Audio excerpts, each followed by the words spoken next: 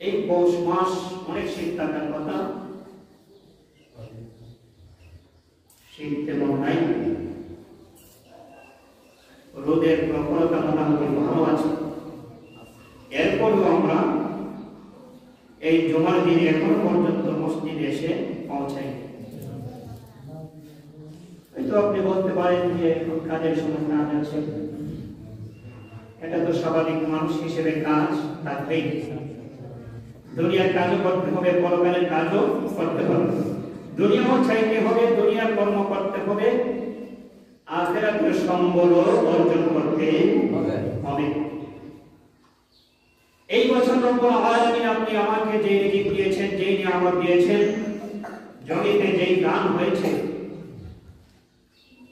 এবং সেই ধানগুলো আমাদের ঘরে ওঠানোর ব্যবস্থা রব্বুল আলামিন খুব সুন্দরভাবে করেছেন। প্রতিদিন রোদ আছে, সম্ভবত 2 দিন না 3 দিন একটু রোদ ছিল। এই পৌষ মাসে এই শীতের সময়ে যে জায়গায় 1 সপ্তাহ 10 দিন পর্যন্ত রোদ দেখা যায় না, আল্লাহ রাব্বুল আলামিন আমাদের জমিতে এত সুন্দর ফসল দিলেন, আবার সুন্দরভাবে এই ফসল নষ্ট হয় নাই, সুন্দরভাবে আমরা ঘরে উঠিয়ে এনেছি। সেই জিনিসটা যদি আমাদের মাথায় থাকে, সেটার শুকরিয়া যদি আমরা আদায় করি, আমরা কখনো এই জুমার দিনে আস্তে আস্তে আসবো বলে আমাদের সময়টা নষ্ট না করে আমরা যত তাড়াতাড়ি সম্ভব মসজিদে আসার কথা ঠিক কিনা বলে। তাই এখনো যারা আপনারা বাকি আছেন, মসজিদে আসতেছেন, আসবেন, এখনো গোসল করেন নাই, আপনাদেরকে অনুরোধ করছি মসজিদে আসেন। আর সামনের জুমা থেকে ইনশাআল্লাহ আযান হওয়ার আগে আপনি প্রস্তুতি নিয়ে রাখবেন যে আমি মসজিদে চলে যাব। প্রিয় হাজিরিন, এই প্রচন্ড শীত, শীতের সময় প্রচন্ড শীত পড়ে, আবার গরমের সময়ও প্রচন্ড গরম পড়ে। এই জিনিসটা আসলে কি আমাদের জানার প্রয়োজন আছে না? আসেন, বুখারী শরীফের হাদিস, আল্লাহর হাবিব রাহমাতুল্লিল আলামিন বলতেছেন যে জাহান্নামের দিন আমার আল্লাহর দরবারে একটা আবেদন পেশ করব, একটা আরজি জানাইব, আল্লাহ আমি জাহান্নামের একটা অংশকে আরেকটা অংশ খেয়ে ফেলেছি, চিল্লিয়ে বলেন সুবহানাল্লাহ। জাহান্নামের একটা অংশ আরেকটা অংশকে খেয়ে ফেলেছি। সেই সময় আল্লাহ রাব্বুল আলামিন সেই জাহান্নামকে 2টা শ্বাস ছাড়ানোর সুযোগ দিলেন। কয়টা শ্বাস? 1 বছরে কয়টা শ্বাস? মাত্র 2টা। আল্লাহ হাবিব রাহমাতুল্লিল আলামিন বলেন জাহান্নামের আপনি শুনেন, আল্লাহ রাব্বুল আলামিন জাহান্নামকে যদি 2টা শ্বাস ফেলার নির্দেশ দিলেন, একটা শ্বাস ফেলে শীতের সময়ে আর একটা শ্বাস ফেলে গরমের সময়ে। শীতের সময়ে শ্বাসটা যখন ফেলে তখন প্রচন্ড ঠান্ডা শুরু হয়ে যায়। দুনিয়ার জমিনে যখন প্রচন্ড ঠান্ডা ছড়ে তখন ওই জাহান্নাম তার যত ঠান্ডা শ্বাসটা আসে, শীতল নিঃশ্বাসটা ফেলে, তখন সেই জাহান্নামের শ্বাসটা দুনিয়াতে আসে, যার কারণে দুনিয়াটা এত ঠান্ডা হয়ে যায়। আবার যখন গরমের সময় একটা নিঃশ্বাস ফেলেন, ওই নিঃশ্বাসটা হলো গরম একটা নিঃশ্বাস। গরমের সিজনে যখন গরম নিঃশ্বাসটা জাহান্নাম ফেলে, যখন প্রচন্ড গরম পড়ে, ওই প্রচন্ড গরমটা হলো জাহান্নামের আগুনের নিঃশ্বাস। চিল্লায়ে বলে আল্লাহু আকবার। আল্লাহর রহমতের 100 ভাগে 1 ভাগ দিয়ে কয়বার? 100 ভাগে 1 ভাগ। এই দুনিয়াতে কত লক্ষ কোটি মা আছে, সেটা কি কোনো হিসাব আছে? একজন মায়ের ভালোবাসা সন্তানের প্রতি কেমন? আপনারা একটু কথা বলবেন, এটার কি কোনো তুলনা আছে?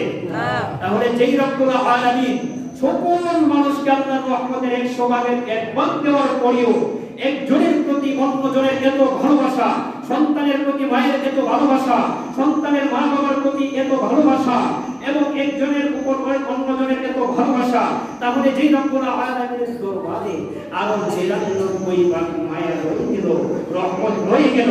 ওই রব্বুল আলামিনের দরবারে আমরা যদি অনুতপ্ত হয়ে হাজিরা দেই, অবশ্যই আল্লাহ আমাদেরকে পরিপূর্ণভাবে সংশোধন করে আমাদেরকে জান্নাতি হিসেবে ঘোষণা দিতে পারে।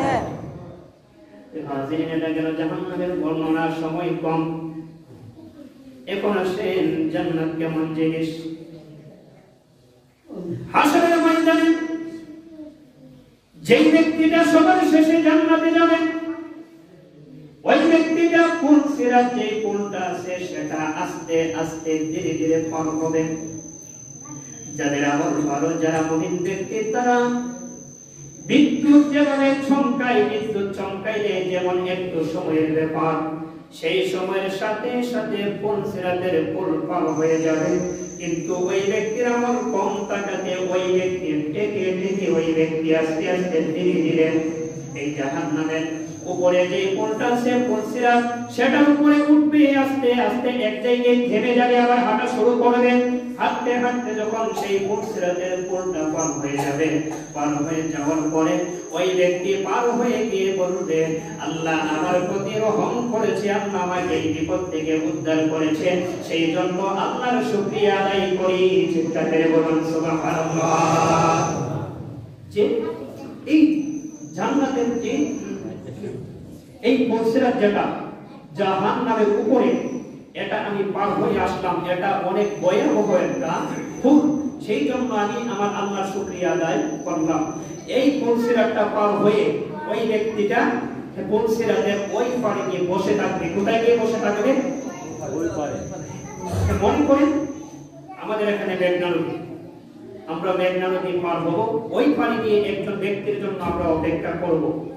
তাহলে আমরা যখন নৌকা দিয়ে এই নদীটা পার হবো, হবার পরে আমরা অবশ্যই ওই পারে গিয়ে একটু বসবো। বসবো না? সর্বশেষ যে ব্যক্তি জান্নাতে যাবে, ওই ব্যক্তি পুল সিরাত পার হয়ে ওই জায়গায় একটু বসবে, একটু রেস্ট নেবে। নেওয়ার পরে দেখা যাবে ওই ব্যক্তিটার চোখে বড় একটা গাছ দেখা যায়, এবং ওই গাছটার সাথে একটা ঝর্ণা আছে। ওই ব্যক্তিটা মনে মনে করবে, আমি যদি ওই গাছটার ছায়ায় একটু আশ্রয় নিতে পারতাম এবং একটু পানি পান করতে পারতাম, আমি যে এত কষ্ট করে জাহান্নামের উপর দিয়ে পুল সিরাতটা পার হয়ে আসলাম, আমি অনেক পিপাসার্ত এবং আমার শরীর জ্বলে যাচ্ছে, ওই গাছটার নিচে যদি আশ্রয় নিতে পারতাম, এই কথা মনে করে আমার আল্লাহকে একটা ডাক দিবে, রব্বুল আলামিন, আমি তো পুল সিরাত পার হয়ে আসলাম, তুমি আমাকে ওই গাছটার নিচে নিয়ে একটু আশ্রয় দান করো। আমার আল্লাহ বলবে, বান্দা, আমি তোমাকে ওই গাছের নিচে আশ্রয় দেব, ওই গাছের নিয়ে অবশ্যই নিচে নিয়ে যাব, কিন্তু শর্ত হলো ওই গাছের নিচে যাওয়ার পরে তুমি আমার কাছে দ্বিতীয়বার আর কোনো কিছু চাইতে পারবা না। ওই ব্যক্তি বলবে, আল্লাহ, আমি আর তোমার দরবারে কোনো কিছু চাইবো না, তুমি শুধু আমাকে ওই গাছটার নিচে যাওয়ার অনুমতি দাও। আল্লাহ রাব্বুল আলামিন অনুমতি দেওয়ার পরে ওই ব্যক্তিটা গাছটার নিচে যাবে, গিয়ে ঝর্ণা থেকে পানি পান করবে এবং ওই গাছটার নিচে বসে বসে বিশ্রাম নেবে। চিন্তা করে বলুন সুবহানাল্লাহ। এই গাছের নিচে অনেকক্ষণ অবস্থান করবে, করার পরে দেখবে কি এই গাছটার যে সামনে আরো একটা গাছ দেখা যায়, অনেক সুন্দর।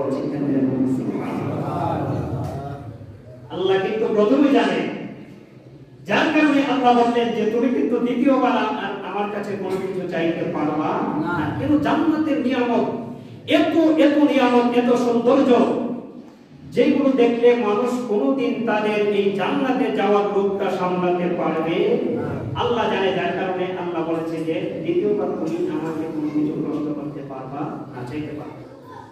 এই গাছটার নিচে বসে থেকে চিন্তা করবে, এই গাছটার চেয়ে তো এই গাছটা অনেক সুন্দর দেখা যায়, আমি আমার আল্লাহর কাছে চাই, যদি আমার আল্লাহ আমাকে দেয়। আল্লাহ রাব্বুল আলামিনকে ডাক দিয়ে বলবে, ও রহমান রহিম, তুমি আমার প্রতি দয়া করেছো, রহম করেছো, তুমি আমার প্রতি আরেকটু রহম করো। সামনে যে আরেকটা গাছ দেখা যায়, তুমি আমাকে ওই গাছটার কাছে নিয়ে যাও। আমার আল্লাহ বলবে, রে বান্দা, তুমি কি তোমার ওয়াদার কথা বলে গেলে? আল্লাহ গো, আমি আর চাইবো না, তুমি আমাকে ওই গাছটার নিচে যাওয়ার অনুমতি দাও। এই কথা বলার পরে আল্লাহ বলবে, যাও, কিন্তু আরেকবার চাইতে পারবা না। ওই গাছটার কাছে যখন যাবে, যাওয়ার পরে কতক্ষণ বিশ্রাম নেওয়ার পরে দেখবে আবারও একটা না দুইটা গাছ দেখা যায়, যেই গাছগুলো এই গাছটার চেয়ে আরো সুন্দর। চিন্তা করে বলুন সুবহানাল্লাহ। এর মানে শুধু চাহিদা বাড়ে আর বাড়ে, যত সৌন্দর্য দেখে তত চাহিদা বাড়ে। এমন ভাবে কতক্ষণ যেমন বিশ্রাম করবে, করার পরে বলবে, আল্লাহ গো, তুমি যদি আরেকটু রহম করো, তুমি আমাকে ওই দুইটা গাছের নিচে নিয়ে যাও, ওই দুইটা গাছের নিচে যাওয়ার অনুমতি দাও। আল্লাহ বলবে, বান্দারে, তোমাকে তো আমি শুরু থেকে বললাম তুমি আর কিছু চাইবে না, তারপরও বারবারে চাও। এরপরে বলবে, আল্লাহ আমার শ্বাস চাওয়া, তোমার দরবারে আর কোনো কিছু চাইবো না। আল্লাহ বলবে, যাও যাও, অনুমতি দিলাম। দেওয়ার পরে ওই দুইটা গাছের নিচে যাবে, গিয়ে যখন কতক্ষণ বিশ্রাম করবে, বিশ্রাম করার পরে দেখবে ওই দুইটা গাছের নিচ থেকে জান্নাতের দরজা দেখা যায়। এখন কি আর তো মানবে না? আনন্দ তো মানবে। কতক্ষণ যখন এই দুই গাছের নিচে থাকবে, জান্নাতের দরজা দেখা যায়। জান্নাতীদের আওয়াজ তার কানে আসতেছে। আল্লাহকে বলবে, আমার আল্লাহ, আমি তো তোমার কাছে একটার পর একটা চাই না, এখন আমি আর কোনো কিছু চাই না, এখন আমি তোমার কাছে একটাই চাই। জান্নাতীদের আওয়াজ শোনা যায়, তুমি আমাকে জান্নাতের দরজায় নিয়ে যাও। আল্লাহ রাব্বুল আলামিন বলবে, রে বান্দা, জান্নাতের দরজায় তো নিয়ে যাব, কিন্তু তুমি বারবার আমার সাথে ওয়াদা খেলাপ করেছো। ওই বান্দা বলবে, আল্লাহ গো, একের পর এক নিয়ামত দেখে আর সহ্য হয় না, তুমি তো রহমানুর রহিম, তুমি তো রহমতের মালিক, অবশ্যই তুমি আমাকে যদি দিয়ে দাও, এখানে তোমার কোনো কষ্ট হবে না। আল্লাহ বলবে, যা যা বান্দা, আমি তোকে সেই অনুমতিটা দিলাম, তুমি যা জান্নাতের ভিতরে যা। যখন জান্নাতের ভিতরে যাবে, যাওয়ার পরে তখন আমার আল্লাহ নিজেই প্রশ্ন করা শুরু করবে। চিন্তা করে বলুন সুবহানাল্লাহ। এতক্ষণ বান্দা চাইতো আর বান্দা প্রশ্ন করবে, এখন আমার আল্লাহ নিজেই প্রশ্ন করবে। আমার আল্লাহ বলবে, রে বান্দা, তুমি সন্তুষ্ট কিনা এখানে এসে, জান্নাতে এসে? ওই বান্দা বলবে, আল্লাহ গো, আমি সন্তুষ্ট। একবার, দুইবার, তিনবার, চারবার, পাঁচবার আমার আল্লাহ বলবে, সন্তুষ্ট কিনা? বলবো সন্তুষ্ট। এরপরে আমার আল্লাহ বলবে, সন্তুষ্ট যদি হয়ে থাকো, তুমি এখানে যা দেখেছো, এর চেয়েও তোমার জন্য আরো 10 গুণ আমি আল্লাহ বাড়িয়ে দিলাম। কই গুণ? এরপরে আমার আল্লাহ বলবেন, শুধু 10 গুণ করে যান না, আমার আল্লাহ নিজে এই জিনিসের নাম ধরে ধরে বলতে থাকবে, তুমি আমার কাছে এই জিনিসটা চাও, তুমি আমার কাছে এই জিনিসটা চাও, তুমি আমার কাছে এই জিনিসটা চাও, তুমি আমার কাছে যেই জিনিসটা চাইবা সেই জিনিসটাই আমি আল্লাহ দেব। এমন ভাবে প্রশ্ন করতে করতে, এটা চাও করতে করতে অবশেষে আমার আল্লাহ ওই ব্যক্তিটাকে জান্নাতে প্রবেশ করাবেন। চিন্তা করে বলুন সুবহানাল্লাহ। তাই কেউ হাসি জান্নাতের আশা করলে, জান্নাতের নাম নিয়ামতের আশা করলে, এই দুনিয়া ক্ষণস্থায়ী, কিন্তু জান্নাত চিরস্থায়ী নাকি, তার কোনো সন্দেহ আছে? সন্দেহ আছে? এমন কি কোনো প্রমাণ আছে যে এক ব্যক্তি কবরে গিয়েছে, আজ থেকে আবার 1000 বছর পূর্বে সেই ব্যক্তি আবার দুনিয়াতে এসেছে? এমন কি একটা প্রমাণ আছে? এর মানে হলো এই দুনিয়া ক্ষণস্থায়ী, তাতে কোনো সন্দেহ নাই। আপনার বাবা চলে গেল, আমার বাবা চলে গেল, আমার দাদা কবর দেশে, আপনার দাদা কবর দেশে, আপনার বাবার দাদা কবর দেশে, আপনার দাদার বাবা কবর দেশে, তেমনি ভাবে সবাই কবর দেশে। যে ব্যক্তি কবর দেশে পারে গেছে, কবর দেশের প্যাসেঞ্জার হয়ে গেল, ওই ব্যক্তিটা দুনিয়ার জমিনে আর কোনদিন ফিরে আসে নাই। এর দ্বারাই বোঝা যায় এই দুনিয়াটা হলো ক্ষণস্থায়ী, কিন্তু জান্নাত পরকালটা হলো চিরস্থায়ী। যেই ব্যক্তি জান্নাতে প্রবেশ করবে, আমার আল্লাহ বলেন, ফারিকুম ফিল জান্নাতি ওয়া ফারিকুম ফিস সাঈর। জান্নাত এমন একটা বিষয়, যেই জায়গার মধ্যে শুধু আরাম আয়েশের জায়গা, ওই জায়গায় সুখের কোনো শেষ নাই, ওই জায়গায় শুধু সুখ আর সুখ, এবং যে ব্যক্তি জান্নাতি হবে ওই ব্যক্তি আবাদুল আবাদ যেটার কোনো শেষ নাই, ওই ব্যক্তি সদা সর্বদা শুধু জান্নাতে থাকবে। চিৎকার বলুন সুবহানাল্লাহ।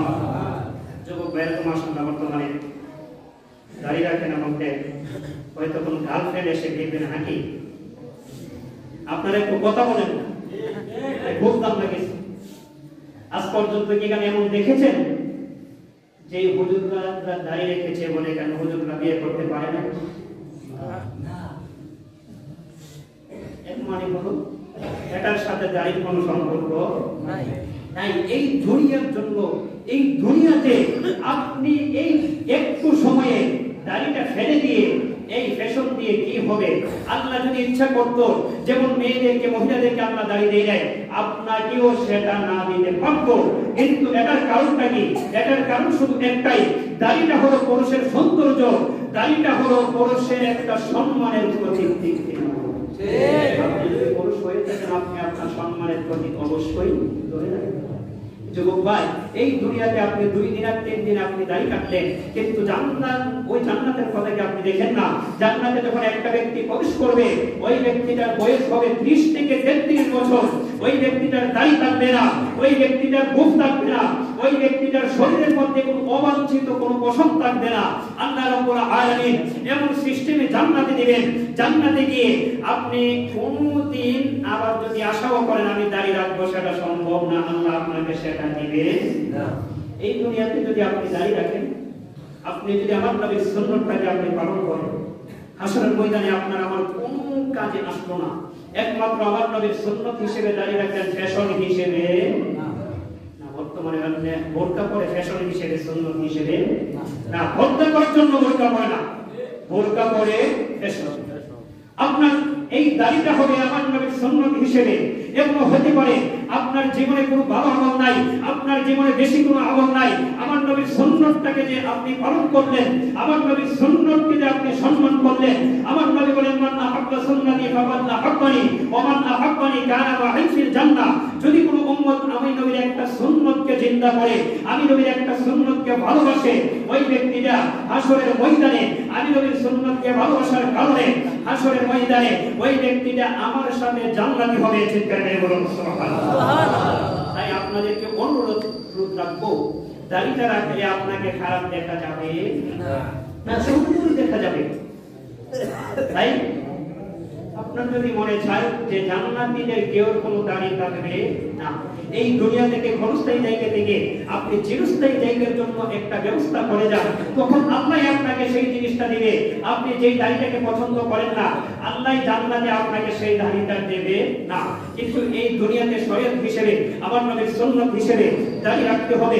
পাশাপাশি যত রকমের সুন্নাত আছে অবশ্যই আমরা পালন করতে হবে। এই হাজিরিন, আল্লাহ রাব্বুল আলামিন যেন আমাদের সবাইকে যতদিন পর্যন্ত এই পৃথিবীর জমিনে বেঁচে থাকি, আল্লাহর হাবিব রাহমাতুল লিল আলামিনের ভালোবাসা নিয়ে বেঁচে থাকার মতো তৌফিক দান করেন, এবং শেষ বিদায়ের বেলায় ঈমান নিয়ে কবরে যাওয়ার মতো তৌফিক দান করেন। সবাই বলেন আমিন। ওয়া আখিরু দাওয়ানা আলহামদুলিল্লাহি রাব্বিল আলামিন। আসসালামু আলাইকুম ওয়া রাহমাতুল্লাহি ওয়া বারাকাতুহু।